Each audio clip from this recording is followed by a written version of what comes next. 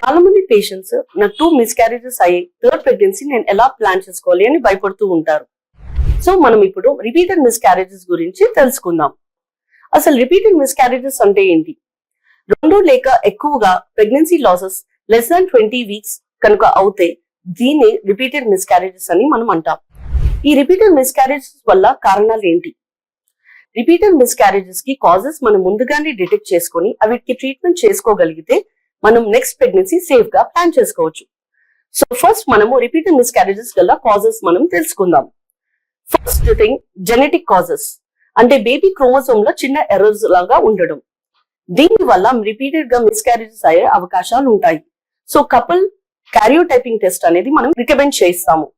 Second thing వచ్చేసి uterine structural abnormalities అంటే uterus లోపల సెప్టమ్ గానీ ఫైబ్రాయిడ్స్ కానీ అడిషన్స్ కానీ ఉండడం. ఇవి సింపుల్ పెల్విక్ అల్ట్రాసౌండ్ ఎంఆర్ఐ ద్వారా మనమి ఈ యూట్రైన్ స్ట్రక్చరల్ అబ్నార్మాలిటీస్ మనం డిటెక్ట్ చేయొచ్చు. అండ్ సింపుల్ హిస్ట్రోస్కోపిక్ సర్జరీ వల్ల వీటిని కరెక్ట్ చేసుకోవచ్చు.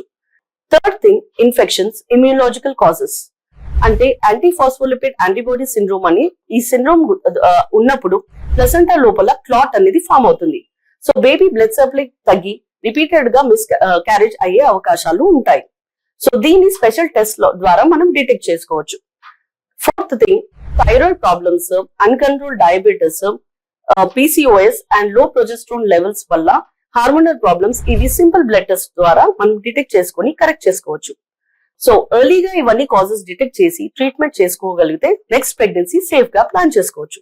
So early detection for safer planning for next pregnancy. Thank you.